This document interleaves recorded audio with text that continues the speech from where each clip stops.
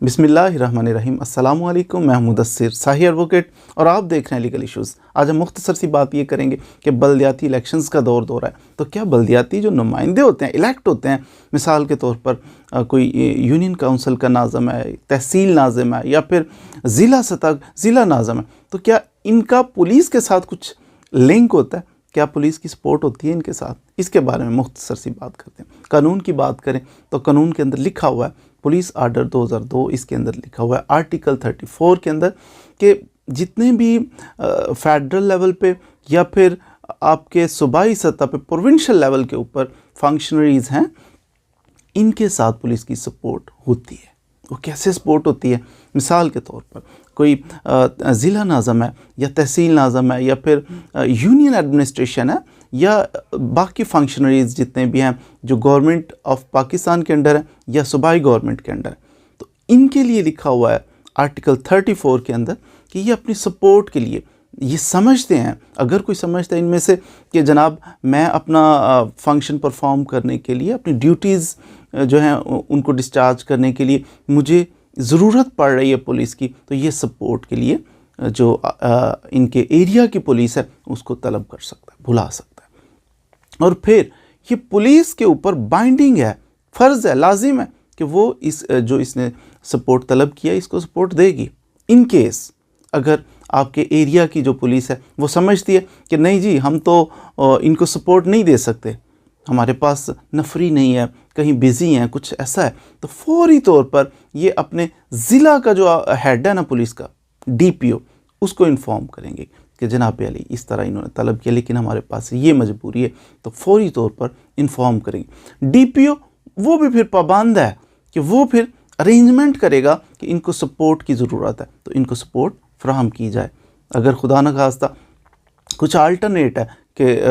DPO के पास भी arrangements नहीं कर सकता, तो फिर इसको फौरी तौर पर ज़िला नाज़म को इन्फॉर्म करना पड़ेगा। ज़िला लेवल पे जो बल्दियाती नुमाइंदों का हेड है तो उसको इन्फॉर्म कर देगा कि जनाब अली ये वजह है और इस तरह की रिपोर्ट है, तो उसको बताना पड़ेगा। मिसाल के तौर पर कभी कोई एमरजेंसी कंडीशन कहीं किसी इलाके में बन जाती है तो वहाँ का नाज़म जो है, वहाँ का जो हेड है, लीडर है, रहनुमा है, तो वो तो जवाब दे, वो इतने सारे लोगों का नुमाइंदा होता है, तो फिर उसकी पावर्स होती हैं कि वो एमरजेंसी की कंडीशंस में कहीं कुदरती आफात आ जाती हैं या फिर कुछ ऐसा थ्रेट्स आ जाती हैं उस लोकेलिटी के अंदर, तो इस बंदे का काम है कि ये ज़िम्मेदार है उसका, ये हैंडल करे। तो उस ज़िम्मेदारी को निभाने के लिए अब इसको पुलिस सपोर्ट की ज़रूरत जब भी पड़े, पुलिस का काम है कि इसकी मदद करे। मिसाल के तौर पर कि कभी शिकायत हो जाती है पुलिस से, कोई पुलिस ऑफिसर गलत कर रहा है, तो इसमें अब क्या पावर्स हैं नाज़म साहब की कि वो इंटरफेरेंस कर सकें? पुलिस वाला ज़्यादती कर रहा है, अपनी पावर से एक्सीड कर रहा है, वो जनाब कुछ जुर्म कर रहा है, कुछ गलत कर रहा है, ऐसी सूरत हाल में भी कंप्लेन अगर ज़िला नाज़म को मिल गई तो फिर वो उस कंप्लेन को मुलाहिज़ा फरमाएंगे और फौरी तौर पर DPO को वो कहेंगे कि ये जनाब आपका एम्प्लॉई है, पुलिस ऑफिसर है और ये देखें क्या कर रहा है।